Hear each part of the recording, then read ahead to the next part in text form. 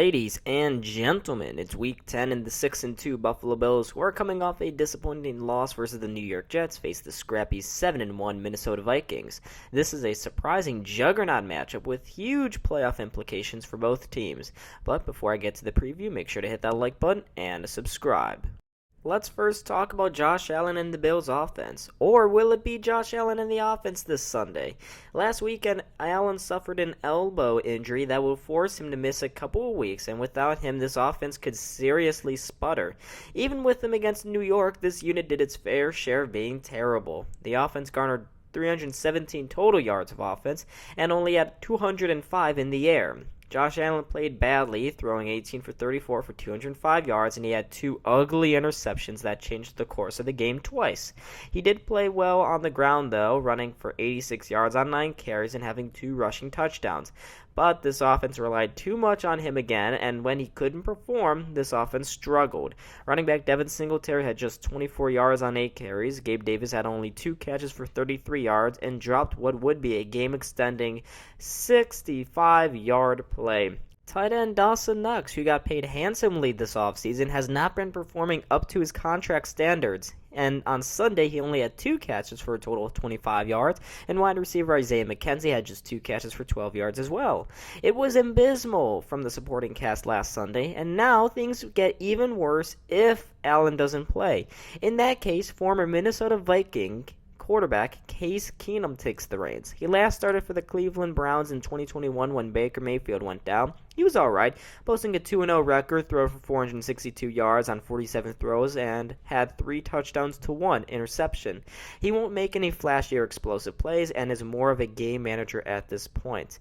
Either way, the Bills' offense will have to deal with a feisty Minnesota Vikings defense. This unit ranks 27th in pass defense and 10th in rush defense. If Keenum starts for the Bills, this will play right into the defense's strength, who's led by former Bill defensive lineman Harrison Phillips and Jonathan Bullard. Danielle Hunter leaks off the edge, as does Eric Kendricks and Jordan Hicks. Behind them in the secondary are veterans Patrick Peterson and Harrison Smith. They've all been solid, but their underlying stats this season point to this unit maybe being a paper tiger, just like the team's offense. Zadarius Smith and his 8.5 sacks are pretty phenomenal, though, as is Danielle Hunter's 5 of his own. These two guys will need to get pressure on whoever is the starter for the Bills on this Sunday. This group must also focus on containing the Bills' run game, which will definitely feature more heavily, whether it be Devin Singletary, James Cook, or Nyheim Hines. But this defense so far this season has bent but not broken, and in order to get to that 8th win, they'll have to continue doing the same. The Vikings defense, led by the shirtless quarterback Kirk Cousins, will also have to keep doing just enough. This offense doesn't let this team win pretty, as their last 6 wins have all been in one-score games. This includes the game from last week, where the Vikings beat the Washington Commanders on a last-minute field goal. I mentioned him before, but Kirk Cousins played just fine, throwing 22 for 40 for 265 yards for 2 touchdowns to 1 interception. And like many times this season, Kirk looked to Dalvin Cook in the run game for some production, but on Sunday they struggled. Dalvin Cook had just 47 yards and 17 carries. However, this week against the Bills, he's facing a run defense that is reeling. The Bills gave up 172 yards on the ground, and if anything has been shown in the last 2 weeks, the Bills are getting bullied in that department. Expect the Vikings to feature Cook heavily this weekend because of that. Even though Cook should be the focal point this week, expect wide receiver Justin Jefferson to be involved like last week, where he had 115 yards on 7 catches. And new tight end TJ Hawkinson should be noticeable as well, as he clearly adds a new dimension to this offense. Veteran wide receiver Adam Thielen has also been solid as a number 2/3 wide receiver this season.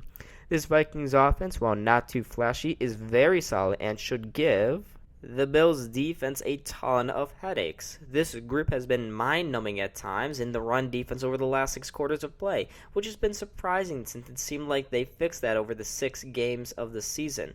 But now the run game appears to be a massive weakness for this unit. But it would help if linebacker Matt Milano could play, as he is an instrumental player in the middle of that defense. Unfortunately, much like cornerback Tre'Davious White, he is day-to-day and his status for this weekend's game is unclear as of this recording. Safety Jordan Poyer has also been injured, and without him on the field, it's been bad for the Bills. Damar Hamlin and Jaquan Johnson haven't been able to be locked down, and because of that, slants and play actions have killed the Bills. But some players that are healthy on this defense are Ed Oliver, Von Miller, Tremaine Edmonds, Dane Jackson, and Daquan Jones, all of whom are still very good players. However, if Milano trade a Greg Rousseau, who has a high ankle sprain, and Poyer cannot suit up, expect more struggles from this defense. So, after looking at everything, the BSC panel has come up with some predictions for this interestingly even game. Hit in the backfield, 2nd and 9 from inside the 10 as Allen looks, takes off, he can run with it. Allen reaches for the pylon, and I think he has it, waiting for a signal. Still no signal. Well, it has to be a touchdown. I mean, finally we get one of the linesmen says touchdown. We're talking it over, but what an effort by